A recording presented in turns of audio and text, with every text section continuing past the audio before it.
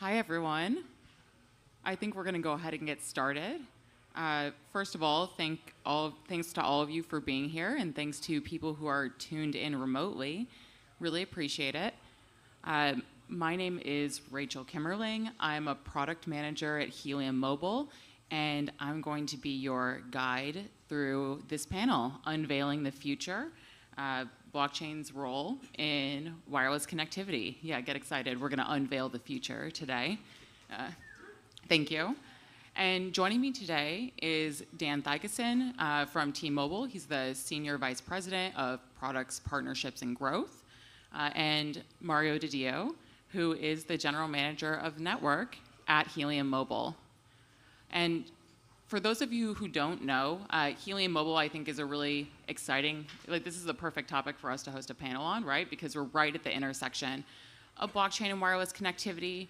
Helium Mobile is a phone carrier that runs on both the T-Mobile nationwide network as well as the Helium network, which is built on Solana. So anything that you guys want to say before we go ahead and get started? No, let's get the party started. Cool, let's do it. So, Dan, first question is going to be for you, and thank you for your grace. I'm going to have my notes up here to make sure we don't miss anything important. Can you talk a little bit about this groundbreaking partnership with Helium Mobile, and maybe what kind of internal precedent there was at T-Mobile for these kinds of partnerships? Yeah, absolutely. It's really interesting because part of what we're trying to do as a nationwide telco carrier is to find really innovative and interesting ideas that bring new value propositions to the network, to life, to customers, to new experiences that enable people to experience or take advantage of not just our network, but our partners' network as well. So if you think about innovation from a perspective of how many new kinds of things with their own brand can you bring to the network, and the intersection of that with the newest and most interesting type of technologies that everyone is sort of looking at and thinking about, it's a really nice intersection of our relationship with T-Mobile and Helium with respect to how they brought blockchain to the value proposition, how they brought a token economics model to the value proposition, and how they're doing a lot of things that are very sort of familiar and comfortable for T-Mobile in the sense that they're focused maniacally on an amazing and excellent customer experience and delivering something that is, world-class, and using their technology and how they think about the technology to create this utility that drives a ton of value. Right, I think that's a really good point, and I think you sort of hit on what I wanted to ask next, which is what made Helium Mobile specifically stand out as a possible partner. But if you could just expand on that a little bit as well. Sure. We had some conversations going on for quite a while. And we finally got to a place where, honestly, I think on the T-Mobile side, we were a little bit uncomfortable with what does this look like when you engage with a strategic partner going forward that helps you build out network. And we hadn't gone through that kind of motion yet. But after we sat down, we talked about it, we understood how the Helium team thought through the experience and what they were ultimately trying to get to as an interesting value proposition, it really just started to click for us. And we thought, you know what, there's value here. There's value here for T-Mobile as a network partner because we're going to ultimately drive usage of the network, which is accretive for us. It creates value. But it also does a couple other things that we thought were super interesting. It lets us get involved with Web3 without having to necessarily pull that technology into our own stack quite yet. Right. So it's a really interesting proof of concept and proof of value that the Helium team gets to go sort of execute on, which is their core competency, which is what they're really good at. And we get to generate revenue as a contributor to the line of business, but we also get to see how it happens. Right. It's like a really nice step for a really traditional and critical service to step into something really innovative. Exactly. Right. Mario, just from your point of view on the Helium Mobile side, what does it mean to be a part of the T-Mobile family? What does that mean from Helium Mobile's perspective? Well, I think that it's great that you have the open-mindedness that then specify here about like looking at this in a different way and how a big and reputable, very reputable companies like T-Mobile took a chance in this way of like of partnering with us. In general, I think when you look at T-Mobile as a brand, that among all the other service providers, is this very fresh, community-oriented as well, which is a thing that I think gets us in common. Like, I think all of us probably remember some past, like John Leger, AMA from his kitchen, like past CEO. So there is T-Mobile Tuesdays, all this very community-oriented way of the brand that really we have a common language there. If you pair this with this like innovative a way of like looking at this different model and what they can bring into the telco space, I think that makes a very, very unique value proposition, and that's, of course, for us a huge, huge value added being in this together. Right. I think so. Just to kind of bring that back, right? You have this large established company, but that still has a really good kind of community-oriented reputation in the market, and it seems like a natural fit for a innovative company that really wouldn't be where it is or even continue to grow without the community itself as well. Yeah, exactly that. Exactly. Yeah, because community is at the center of what we're doing at Helium Mobile, and so that is perfectly fit with that. Yeah, absolutely. And then just to kind of bring both companies' missions together, I want to understand how, if you could just state the mission, Mario, perhaps first, of what you think Helium Mobile is trying to do here, and then maybe both of you can just tie together how those missions overlap as we look towards the future. Well, I think that what we're trying to achieve with Helium Mobile is nothing short that almost like a wireless do-over, if you want. But really, the idea behind it's trying to answer a big question, which is like, there is a way in which network and services on the network has been built so far. Is there something there to be changed? And if yet, what that looks like? And this idea of decentralization and how you can start from more traditional architecture and insert elements of decentralization. We'll talk maybe a little bit more about the subscriber and the network side in a second. The mission is really reinvent or at least like revolutionize the way wireless networks have been built and the service that run on top of it. So that's really our mission. Right. Sounds easy, right? Very Yeah. easy. It's so simple. I think for us too, we know that we've had a really great run of success as T-Mobile, as the enterprise over the last 10 to 12 years. Absolutely. But when we set our sights and create our aspirational goals, we know that we really have to think about how we deliver on those things differently. And that's sort of the philosophical way of saying you can't really keep doing what you're doing and expect bigger and better results. You have to learn and change and innovate as you're on that path to growth. And this opportunity really sort of represents that. It's about thinking differently about how we bring value to customers, how we create a bigger, broader network, and in pursuit of obviously what we're trying to do, which is grow. We're a growth-oriented enterprise, and these are really good examples, this relationship of how we lean into that. We don't talk so much necessarily about the technology, but it is all about the utility and then the value that comes out of that utility that we want to leverage as part of what we do together to create, a super easy and amazing customer experience, and an opportunity for more and more people to sort of get involved with it, right? We were talking about it before, like, I tend to think that in order to get the momentum to where something is sort of mainstay in the industry, you need to continue to build awareness. And the more people that learn about it and understand, especially in this kind of model where you're incentivizing behavior, the more awareness that you build, the more and more you get closer to a better adoption rate. And that's ultimately what we're all trying to get to, because the customers are happy, the network is broader and better and deeper, and everybody is sort of driving into a position of success.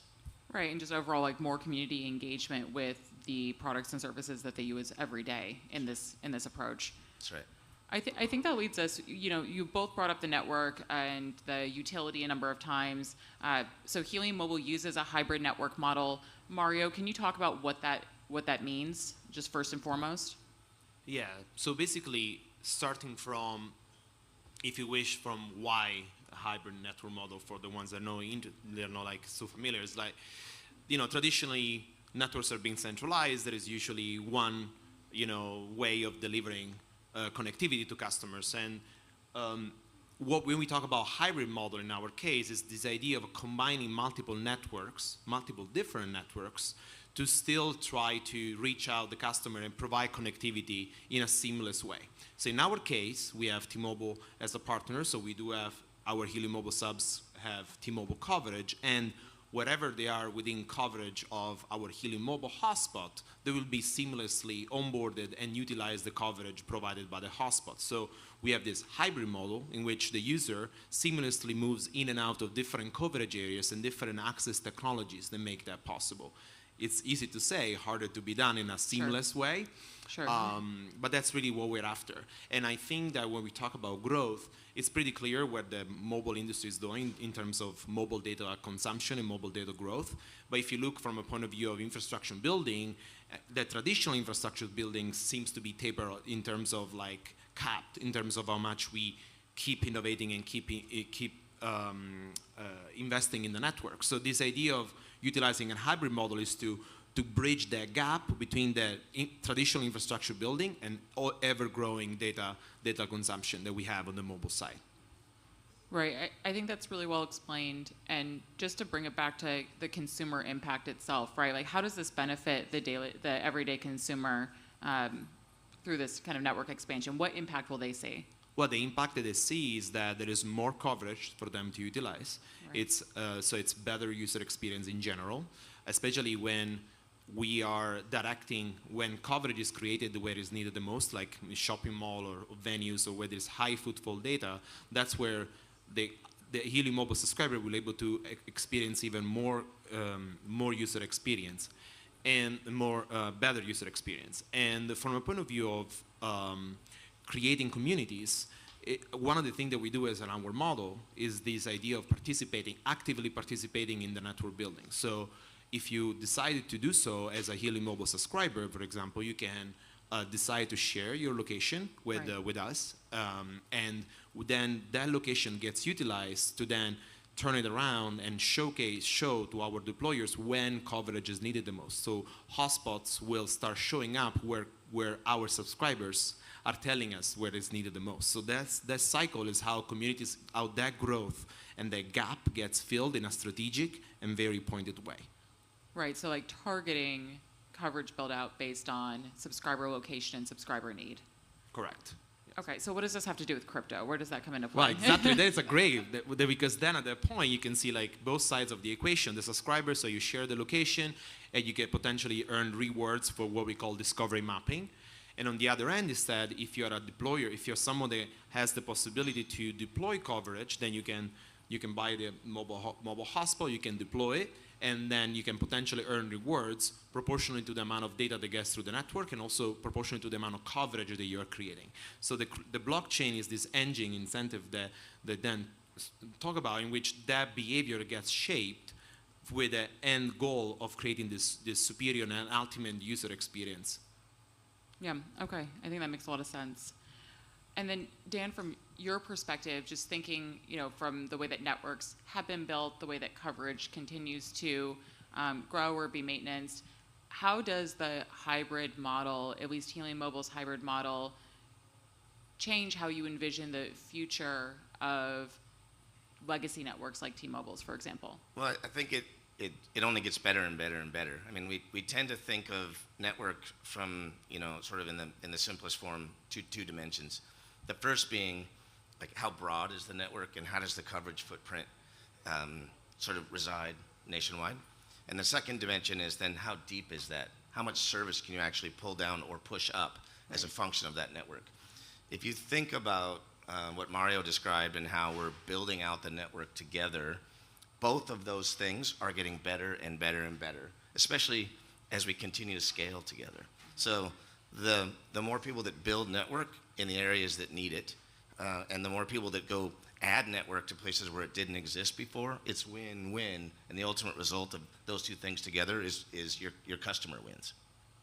So they go really, really well together.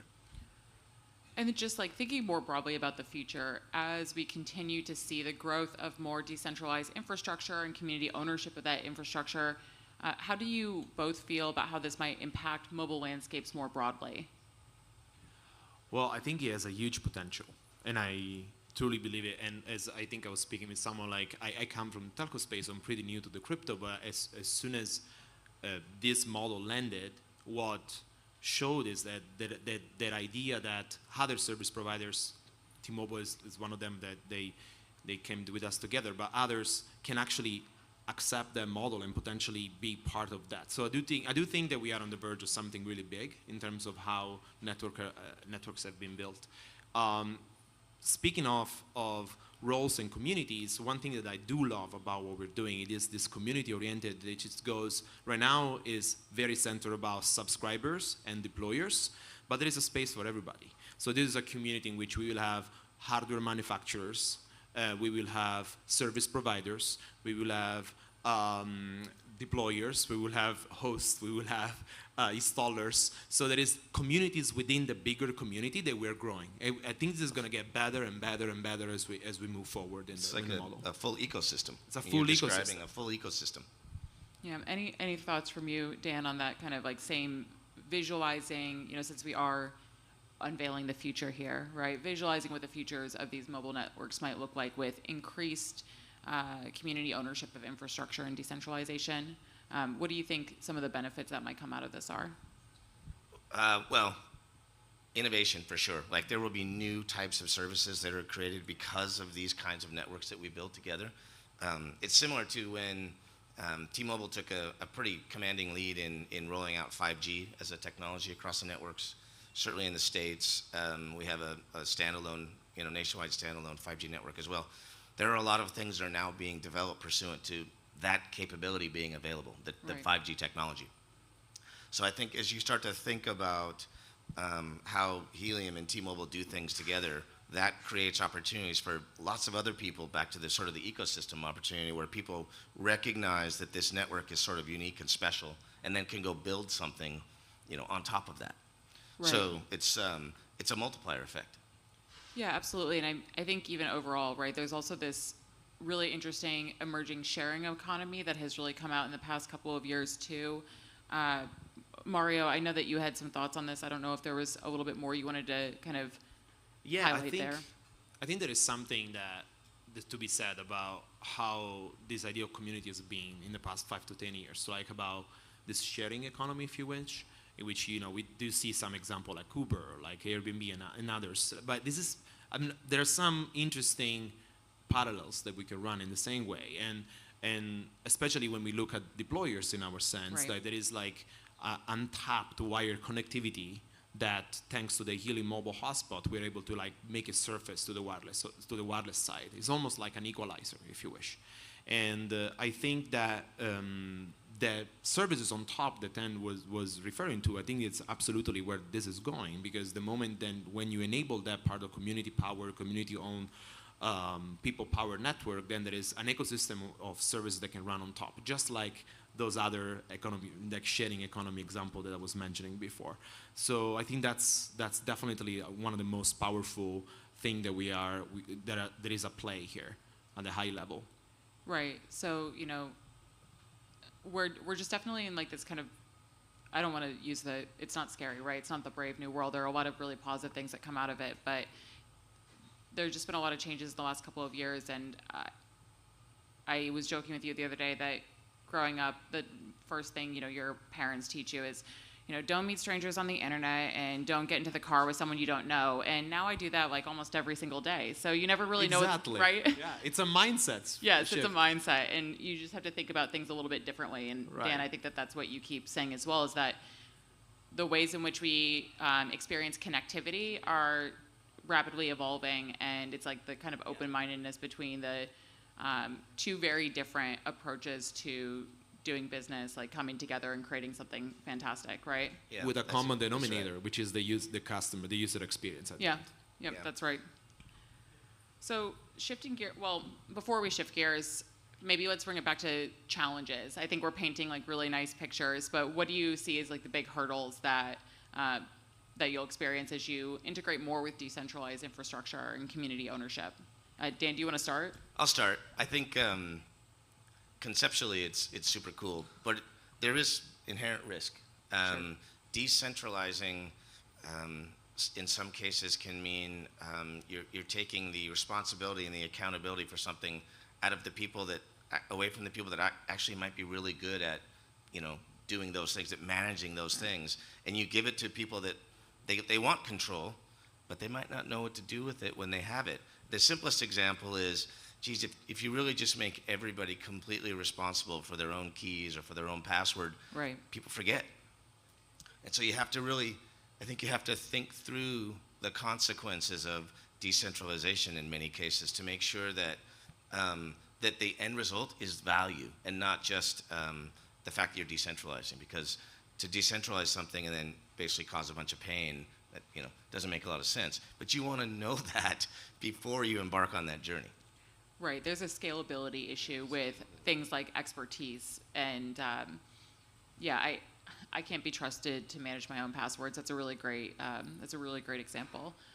So fortunately, it seems like at least with the Helium mobile hotspots specifically, I can be trusted to put up my own coverage, at least for now. But yes, there's maintenance things there that are involved, and things like that. Mario, what are your thoughts here? Yeah, and to build on top of that, absolutely. And I think that challenge at the end of the day turns into work for us as Nova Labs Right.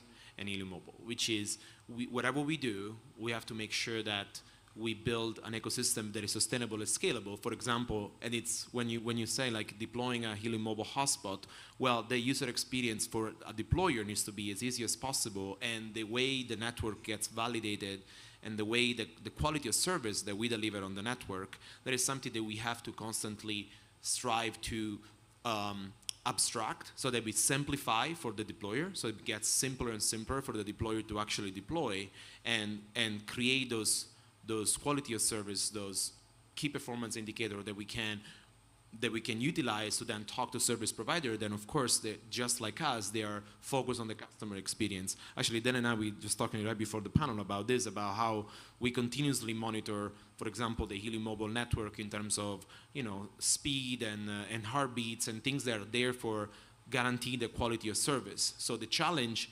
that is a challenge turns into work for us in a good way to deliver that technology, that tooling that can bridge that gap from that just pure decentralization for the sake of the decentralization to something that is Right. actually usable from a 24/7, 365 a day service, which a mobile service that we use every day. Yeah, and by the way, that never stops, right? Never That stops. is a continual improvement process. No matter what, you have to stay focused on it, and you have to continue to drive that efficacy into the network side to make sure that your customers are happy. But it never, you never really hit a threshold, and you're like, okay, we're good. Let's just stop there. It's always, what can I do next to get better and better and better at Right. delivering a service? Right. So just to kind of simplify, I think what you're both saying, though, is the biggest challenge is putting forth the benefits of decentralization to the customer and to the end user, while working hard on dealing with any of the hurdles ourselves, right? As either as T-Mobile or as Helium Mobile or anyone in this kind of ecosystem, the challenges are the difficulties and the maintenance involved on the decentralization side to absorb those, right, as service providers. And eventually, I think that's what is behind the real growth, right? I mean, like if you look like, I don't know, personal PC and what it meant before to boot up a PC in 1985 Right. and what is today, you just press a button. So the idea is you want to hide all those complexity. And I think technology, I really believe that technology is successful when it becomes invisible. So to the point that people just use it and they don't know all the complexity behind. We're not quite there yet, but Right. we're definitely focused on keep striving day after day to get there. Yeah, I'm spoiled. I don't remember a computer that wasn't just a push button. So, sorry. I mean, like booting up and Yeah, load the yeah. RAM and all the Your beautiful phone's stuff. probably the closest thing to it, right? Yeah, You turn it probably. on and it kind of boots up. I and know. it- You really, it really makes you take things for granted, right? So thinking again about let's broaden the conversation to the Helium Mobile Telefonica partnership. If you could just talk about, first of all, what that is, and thinking about the impact that it has on the consumers and the region that's taking place in. I think that's relevant here as well. Yeah, absolutely. So Telefonica, for probably just for context, so it's one of the biggest service provider, mobile service provider in the world, actually fixed as well in some regions. So they have tens of millions of customers, actually hundreds of millions of subscribers. Their local Mexico brand is called Movistar, and we were approached quite some time ago with a challenge. And the challenge is that year after year, they've been progressively moving towards more of a virtual mobile operator in the region because of the cost for infrastructure building. However, like we said, the mobile growth, the mobile data demand was always growing, so there is that gap. So what we realized together was that can we use the same mechanism for creating coverage in which Telefonica pointed us a couple of regions in Mexico City and one in Oaxaca, which is this UNESCO site that nobody can build anything for the last 5-10 years, thankfully so, because it's a beautiful place. Right. But how can we bring coverage there? So we created this, we use this tool that we call boosted location, which is this ability to create potentially multiplier for deploying coverage. And so the deployers of our community, and I see some of them actually here in the audience, made that possible. So they purchased the hotspots, they deployed over there, and after just a couple of months, we had Oaxaca, in the center of Oaxaca, 100 hotspots providing coverage. So after we did that, and now with Telefonica, we are looking into the next step, which will be activating their commercial subscriber to utilize the network. And then we'll see where we go from there. But it's the biggest validation point is that we have one of the biggest service providers in the world, again, looking at this model and see how this can be integrated in their traditional way of building networks. Yeah, I think that's fantastic. And just seeing that we're running low on time, I wanted to ask both of you about how your respective organizations are thinking about collaborations, but especially collaborations with Web3 and crypto partners, and how those bring impact to your respective communities and customers. You want to kick us off with that one, Dan? Sure. I think, Web3 is super interesting. It's the point about you don't have to talk about the technology necessarily because you'll lose a lot of people in that conversation. So I think for me, in terms of innovation, it's about creating new utilities that drive value. If it happens to be that Web3 is the way to get there, then let's lean into that and make that happen. But there are probably lots of other ways to create interesting utilities and create tons of value for everybody as part of the kind of the value food chain. We've found a few things recently that we think are super interesting that are related to Web3, and so we're leaning into those a little bit to let them prove themselves out. I think we'll continue to do that. I think everybody also knows in the last probably 8 months to a year, like AI has sort of jumped way out in front of as an emerging technology. I see lots of interesting opportunities with the way we run the wholesale line of business at T-Mobile to integrate AI into ways that we create utility and value on both customer experience and the revenue line. So there's lots of different ways to create the value, but it does seem like with some of the emerging stuff, it's super interesting, and the thinking around not just decentralizing to decentralize, but to reward people for their behavior is a super compelling model. Because who doesn't want to ultimately get a little bit of extra value for something that they've been doing forever and never received any direct value at all? So as we think about ways to continue to build that out, I think you're just going to see more and more and more super interesting examples. A lot of them will be Web3, some will be AI, some will be new forms of technology that get us to those places where we recognize what that value is and then go for it. Yeah, I think the reward model that you touched on as well is super interesting, as a way to kind of invert something that is a common source of consumer frustration, right? Where the idea that if something's free, then you are the product, or even if it's not free, you're often the product anyway. And you're giving people the opportunity to turn that into something that can actually benefit themselves, right? And empowering the consumer through that. But just overall, I guess what I hear you're saying is that, especially in a crowded market, right? Everyone has a phone service, like everyone's going to pick one. You have to really look to the innovative areas in order to really differentiate yourself and continue to stay up on things that you've never heard of before, or emerging tech, because that's where the most new value to consumers will come from. That's right. Right. Mario, any thoughts that you want to close us out on as well as we're counting down? I think I go back to the idea of there is a space for everybody in this community. So when I look at partnership on our end, I'm thinking a partnership with hardware manufacturers for hardware. I'm looking at service providers like T-Mobile, like others, like Telefonica. I'm looking at the community of deployers, but also the tooling that can be built on top of our network, like of the network that we are contributing to create.